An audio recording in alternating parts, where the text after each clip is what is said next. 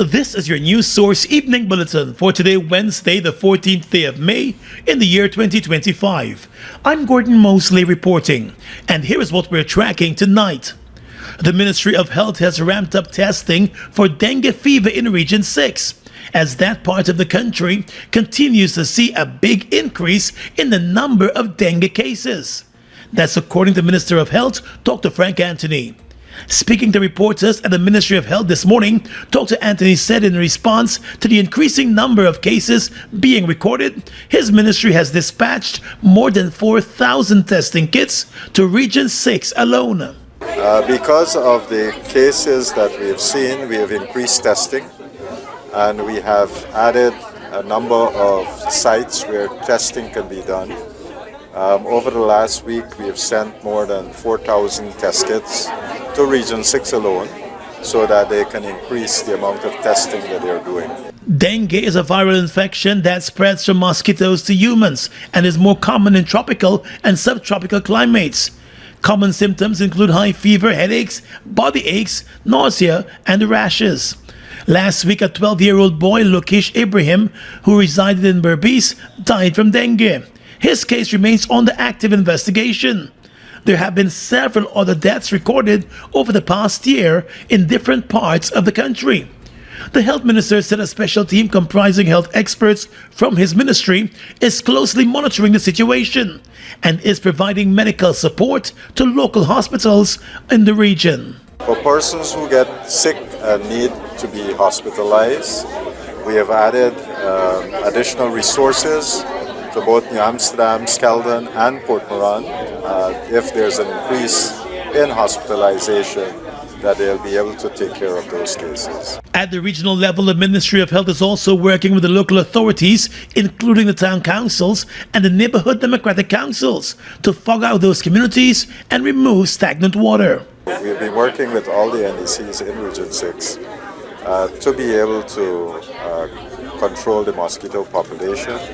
Every NDC has been given equipment, chemicals, they're doing fogging, they're also doing larviciding, and we have teams now that are visiting every home and looking for containers or stagnant water and advising the people living there on what to do. With those steps being taken and the current systems in place, the health minister anticipates that within days the situation could be stabilized. More news coming up in just a moment.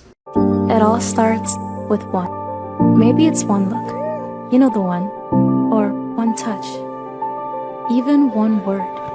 I can start with one step, or one promise, one thrill, one first time, one deep breath, one leap of faith, one day to remember, or one night to forget. One moment, so many stories that make up one crazy, average, everyday, fabulous life. We get one life, just one. Make your move. It all starts with one.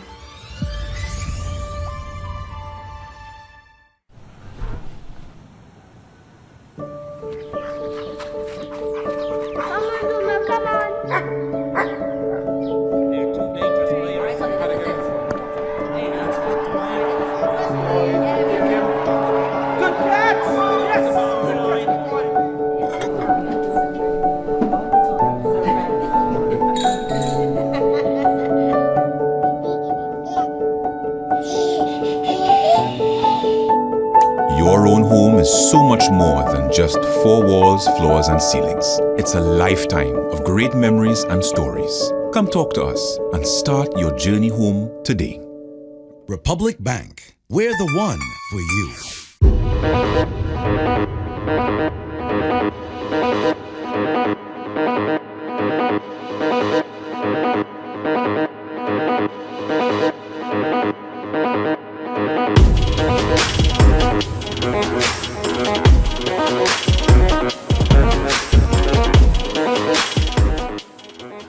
The Ministry of Education wishes to announce that the Because We Care Cash Grant and the Uniform and School Supplies Grant will begin distribution from May 12, 2025. Please note, however, that that distribution will begin later in May and in some cases June for certain regions. Therefore, we encourage all parents and guardians to consult the published distribution schedule to confirm when their grant will be available. So, what's been given this year? The grant has been increased to $55,000 per child. This includes $50,000 for the Because We Care cash grant and $5,000 for the uniform and school supplies grant. Who qualifies for this grant? All public and private school learners from nursery year 1 to grade 10 who are registered and attending school are eligible. In grade 11, only students who will register for CAPE grade 12 in September qualify, along with current grade 12 students who will be continuing to grade 13.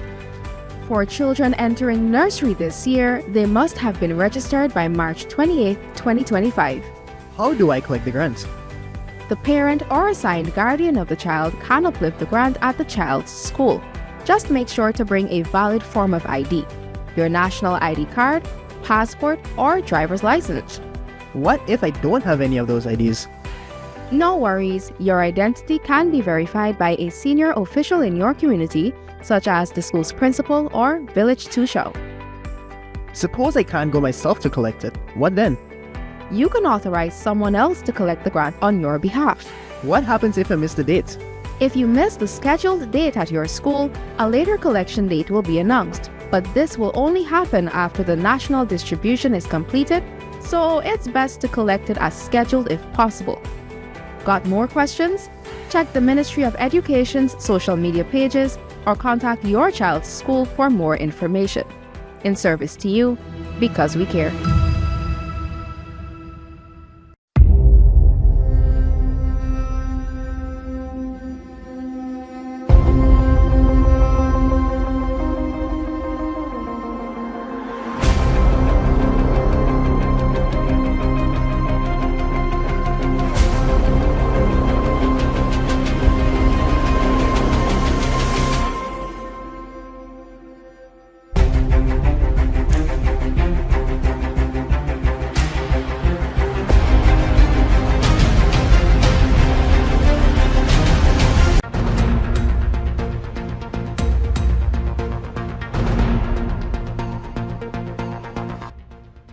Welcome back. The Office of the President and the Ministry of Health have teamed up with SBM Offshore to launch a series of mental health initiatives. An animated series, a website, and a 24-hour 915 suicide prevention hotline are among the new initiatives that have been launched. The initiatives seek to address not only treatment, but also prevention, education, and long-term support when it comes to mental health.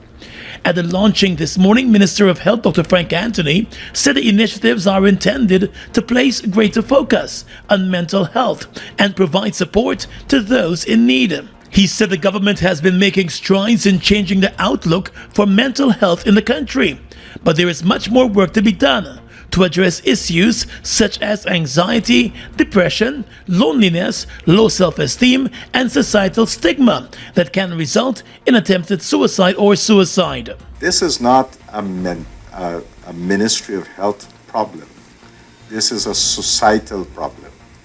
And if we are going to deal with it, then all of us would have to work together to make sure that we can reduce the amount of cases of persons attempting suicide, or for that matter, we would like to see no one in this country actually committing suicide. Dr. Anthony said for its part, the government of Guyana has made legislative changes, including a new Mental Health Act and the Suicide Prevention Act. A National Mental Health Action Plan and National Suicide Prevention Plan for the country were also launched previously, the health minister reminded him. Providing insight into the initiatives, the public health officer at the Office of the President, Jessica Anthony, explained that a website, mental.gov.gy, is the brainchild of the President, who she said strongly believes that improving mental health is essential to improving the lives of all Guyanese. The website, she said, will provide 24-hour support services. The website gives us a centralized, accessible, and trusted space where people can learn more about mental health and access various resources. But the part that I am most excited about is the 24/7 chat platform that we have built into this site. Some people prefer to talk about their problems, while some people, for whatever reason, may feel more comfortable to type. The chat platform is equipped with trained mental health support agents.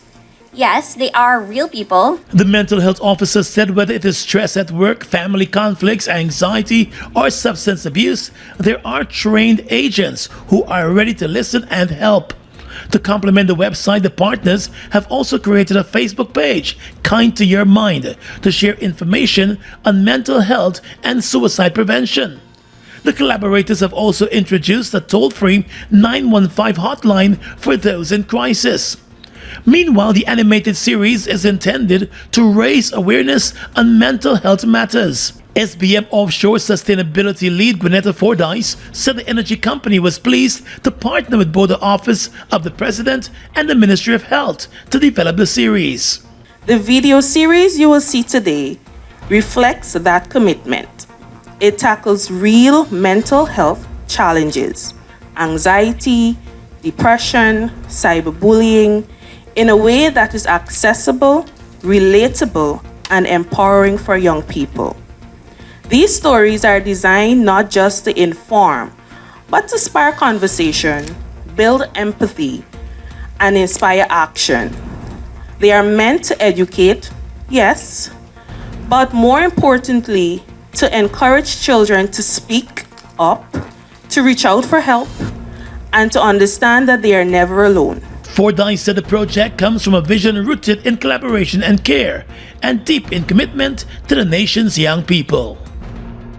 Attorney General Nandlall has frowned on the request by Adriana Young's family for another forensic procedure to be done on her body, saying that information available to him is that another procedure would be of little or no value. The Medical Council of Guyana is seeking further information on Trinidadian pathologist Dr. Hubert Daisley, who the family has identified to conduct the autopsy for a second opinion. The Trinidadian pathologist has conducted various autopsies in Guyana before. On his Issues in the News program last evening, the Attorney General questioned the true reason behind an additional post-mortem examination when the first one was conducted by 3 independent foreign pathologists. Whether another post-mortem or forensic procedure will produce anything of value would be a matter for those who are pursuing that course of action. My information is that it would be of very little or no value. Mr. Nandlall said with no certain burial date announced for Adriana, the tragedy remains unfortunate. The Attorney General also poured cold water on the family's request to have the FBI Scotland Yard or the Royal Canadian Mounted Police to conduct an investigation. Instead, he said the Guyana Police Force is the authorized body to conduct the probe. The government of Guyana has since secured the services of a Canadian homicide expert to assist the local police. The Guyana Police Force is the lawful authorized agency to conduct investigations in Guyana. If it is that every time persons are affected by a death, or a death assumes the type of attention that this one has assumed, the government has to import law enforcement agencies. What will that do to the morale of the Guyana Police Force? But even more importantly, every family would then think that they are entitled to an investigation they're entitled to that their particular case, that they are entitled to their particular case being investigated by a law enforcement agency other than the Guyana Police Force. The Canadian investigator is already in Guyana and has been meeting with the local investigators. Mr. Nandlall said the government has to make decisions that do not set a precedent because the public good has to be taken into account. Tomorrow, Thursday, will mark 3 weeks since the body of 11-year-old Adriana Young was found in a pool at the Doubleday Hotel in Tushin. She is still to be laid to rest. The Ethnic Relations Commission has condemned Jamaican dancehall artist Vybz Kartel over his Good Like Jesus song, which was released more than 6 months ago. The ERC said the song contains blasphemous and deeply offensive lyrics concerning the Lord Jesus, central to the beliefs of the Christian community. Vybz Kartel is heading to Guyana for a mega show during the Independence Weekend celebrations. In a statement today, the Ethnic Relations Commission said the song is disrespectful to Christian religious sensibilities and undermines the values of reverence, respect, and harmony that underpin Guyana's multicultural society. The ERC noted that while freedom of artistic expression is a protective right, it is not absolute and must be exercised in a most responsible manner, with due regard for the religious and cultural values of all communities. The Ethnic Relations Commission also called for the song to be banned from local airwaves and for it to be removed from digital platforms within Guyana. The Ethnic Relations Commission said its call is necessary to prevent further injury to the Christian community and to uphold public standards of decency and mutual respect. It plans to engage the promoters of the upcoming concert featuring Vybz Kartel to directly address the issue. The ERC said it remains unwavering in its commitment to safeguarding the rights, dignity, and faiths of all Guyanese, noting that the acts of religious disrespect will not be tolerated and will be addressed with firm and constructive measures. Just last week, the Ethnic Relations Commission condemned the lyrics of a song released on the local social media site TikTok that was offensive to the Hindu community, as it made sexual references to the Hindu goddess Mother Lakshmi. The singer of that song, Baby Skello, has since apologized for the offensive lyrics and has removed the song from his social media pages. However, he was recently arrested by the police for questioning about the lyrics of the same song. He has also been summoned to face the Ethnic Relations Commission over his lyrics. GCOM is currently conducting a national registration exercise. If you have moved to a new address since you were registered, you are required to update your address by applying for a transfer to ensure your registration details are accurate. Visit the GCOM registration office responsible for your area of residence to apply for a transfer. You can apply to have your address updated during this national registration exercise. You can visit the GCOM registration offices Monday to Thursday from 8 to 12 hours and 13 to 16 hours 30, and Friday from 8 to 12 hours and 13 to 15 hours 30. The offices will be closed on weekends and holidays. This registration exercise will end on May 30, 2025. For more information, contact the GCOM on 225-0277-9 or visit www.gcom.org.gy.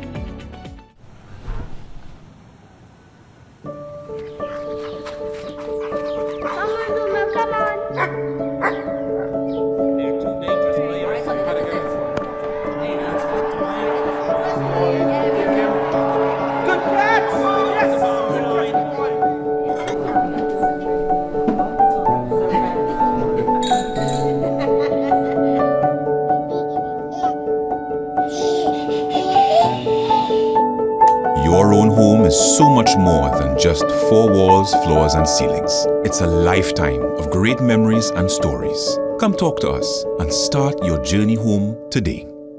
Republic Bank, we're the one for you.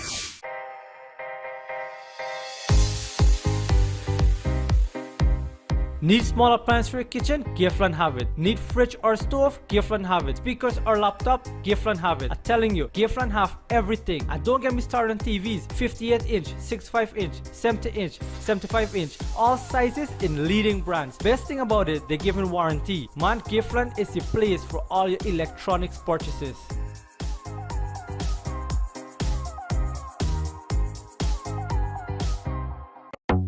Washi, Hi people, washing made so easy since I found Washi. Washing me use wash me clothes and I can say Washi soap powder wash clothes so nice. Washi soap powder leave your clothes color bright. Washi soap powder leave me clothes smelling nice, of course. So give thanks to Washi soap powder for doing my laundry right. Keep my clothes color bright, have me clothes smelling nice for sure. I could not ask for more. Comes in lemon and original. It is a washing machine in a pack. Washi soap powder wash clothes so nice. Washi soap powder leave your clothes color bright. Washi soap powder have my clothes smelling nice, of course. Distributors located in the Stabrook Market. Acting Chief Magistrate Faith McGusty has issued a call on Guyanese to embrace restorative justice, as the second cohort of restorative justice officers commenced training under the Restorative Justice Practitioners Training Program. While it does not apply to capital offenses involving violence or sexual offenses, including those involving children, restorative justice helps to reduce the number of cases before the courts and ultimately the prison population.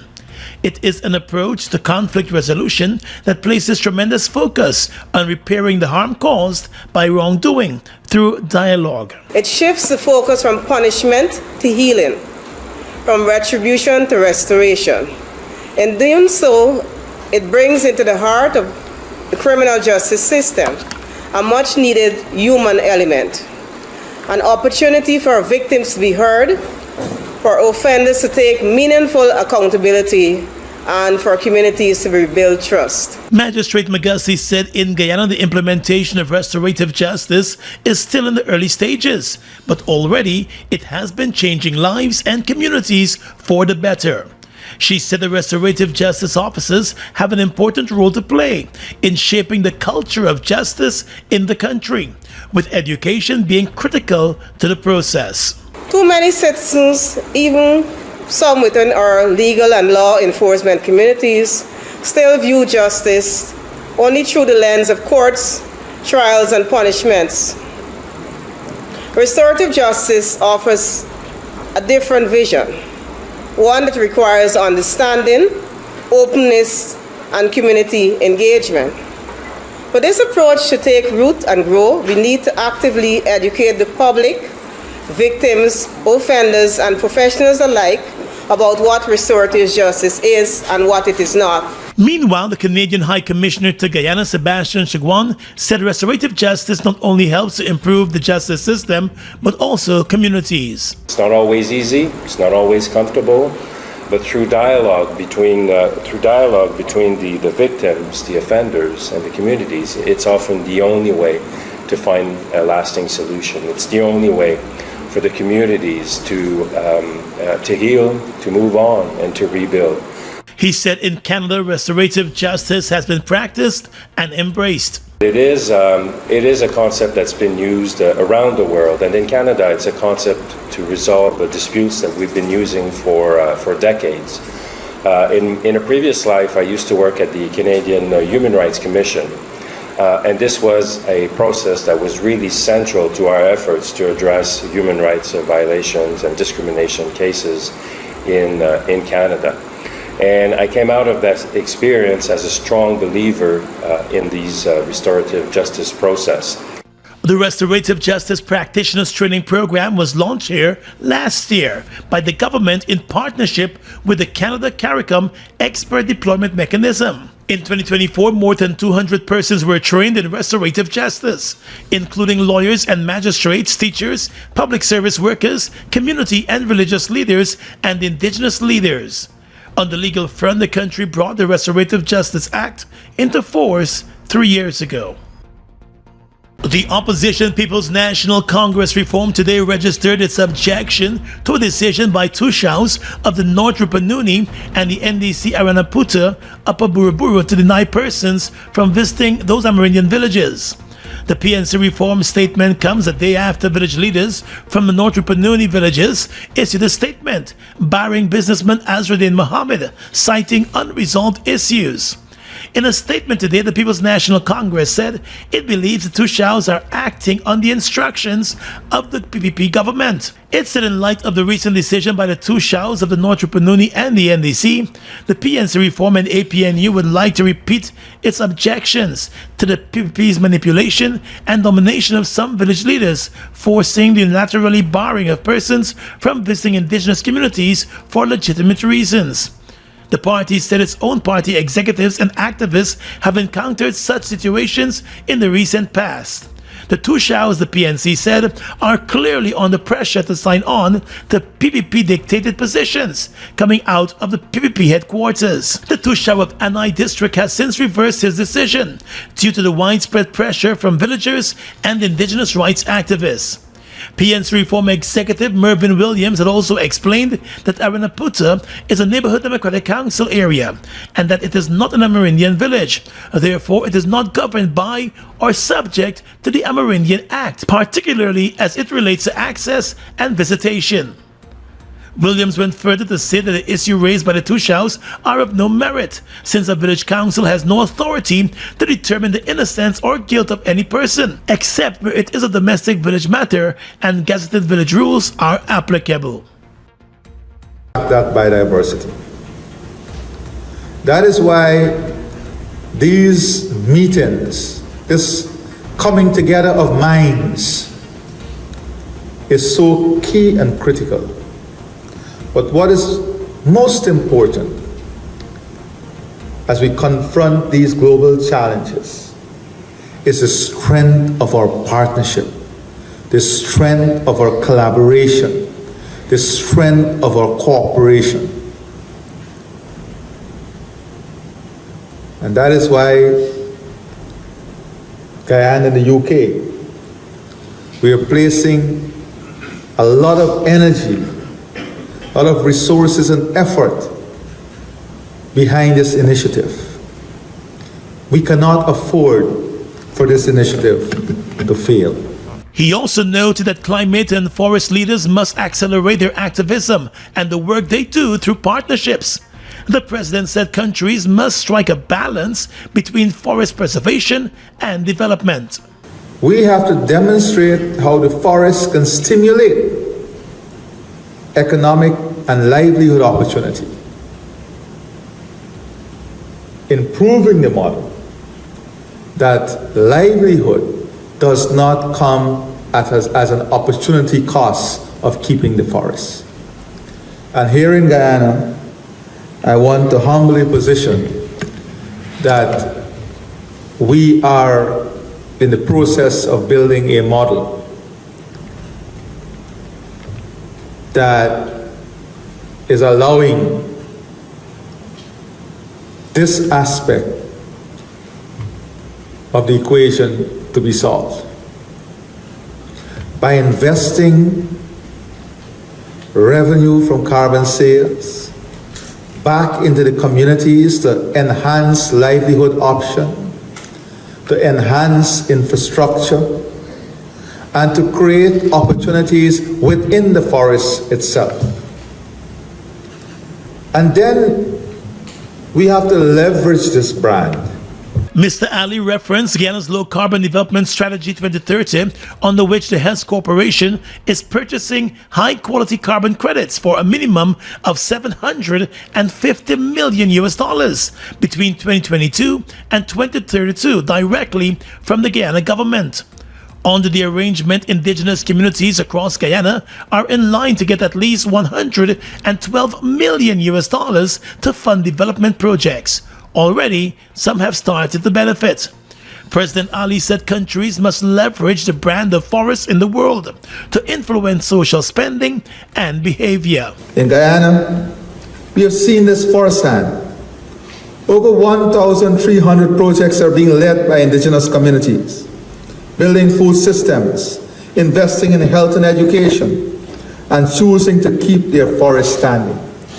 By investing in our indigenous people, today, more than 60% of the new entrants in our nursing program are indigenous Guyanese.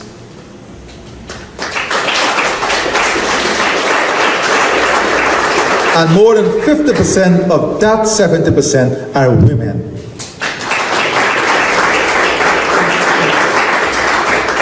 These are the real stories.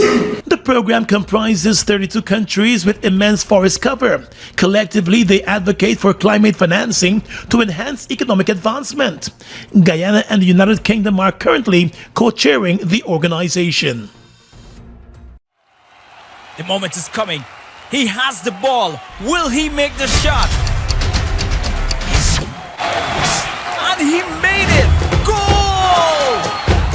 This is the biggest win we've seen in ages. Feel the rush with every bet and win big. Play online at www.ibetgamesui.com. With iBet Supreme, every game is your game. iBet to win with iBet Supreme. Must be 18 years and older to bet. Buster presenting the new 500 milliliter. Wow. Buster flavorful. Make every meal better. Grab a Buster for drink, Buster move. Taste this. 500 ml, that's it. Buster for days, that's cool. Buster 500 milliliter is a brand new choice of my drink with my food. Vibing every munch, that's smooth. Introducing the new Buster 500 milliliter. Grab a bottle with your lunch today. Guyana's economy is rapidly transforming, and we're all part of it. Guyana is at the forefront of this development by providing reliable and efficient energy and supporting community development from the very core. 100% of Guyana's profit goes back to building schools, roads, and other important infrastructure that connects our cities and towns, providing fuel to domestic, marine, industrial, and aerial transportation. Guyana has now repositioned itself as a market leader in the petroleum industry, building a better future for all of us.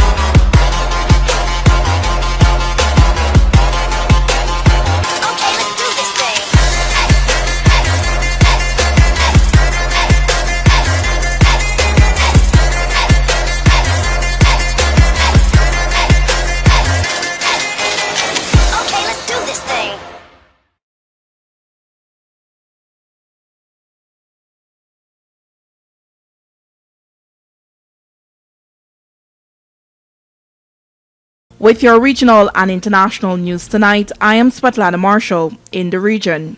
China and Colombia have signed a joint cooperation plan on the Belt and Road Initiative, state media said today after their leaders met in Beijing. According to Reuters, increasing commerce in recent years has helped grow Beijing's influence in Latin America and the Caribbean, a region of strategic significance for the United States. Colombia's foreign minister said on Wednesday that the decision to join China's flagship overseas development project was the South American country's boldest step in decades. The signing of this cooperation plan opens up a horizon of endless opportunities in trade, investment, and tourism. There is no turning back. Colombia is resolutely opening up to the world, she wrote on X. China is Colombia's second largest trading partner after the United States, which it recently displaced as Colombia's largest source of imports. China is ready to import more high-quality products from Colombia, back its firms in investing and doing business there and join in infrastructure construction, President Xi Jinping told counterpart Gustavo Petro, a local news agency said. A Venezuelan toddler separated from her parents after they crossed the U.S.-Mexico border together a year ago and who remained in the U.S. when they were deported arrived in Venezuela on Wednesday, where President Nicolas Maduro thanked U.S. President Donald Trump for her return. According to Reuters, major figures in Venezuela's socialist government, which is under extensive U.S. sanctions, had repeatedly called for the girl, aged 2, to be returned to her mother, who was deported to Venezuela in April. Images on state television showed the First Lady holding the child, who arrived on a removal flight with other migrants at the international airport near Caracas. The girl was later reunited with her mother and maternal grandmother at the presidential palace in the company of Maduro. And finally tonight, international news. U.S. President Donald Trump and his Russian counterpart Vladimir Putin were still maybes for what could be the first direct peace talks between Moscow and Kiev in years after the Kremlin on Wednesday held off disclosing who would represent Russia. According to Reuters, Putin on Sunday proposed direct negotiations with Ukraine on Thursday without any preconditions. But he did not say who would be attending from Moscow's side, and his spokesman was unable to give further details on the matter on Wednesday. Trump earlier this week urged Ukraine to attend the talks, and Ukrainian President Volodymyr Zelensky quickly said he would be there, but only if Putin showed up, setting up a diplomatic standoff as part of an apparent contest to show Trump who wants peace more. Trump said on Wednesday that he himself was still considering whether to attend the talks in Turkey, but did not know whether Putin would go, something that Zelensky has challenged the Kremlin leader to do if he's not afraid. And that's your News Source Evening Bulletin for tonight. I'm Svetlana Marshall, wishing you a pleasant evening.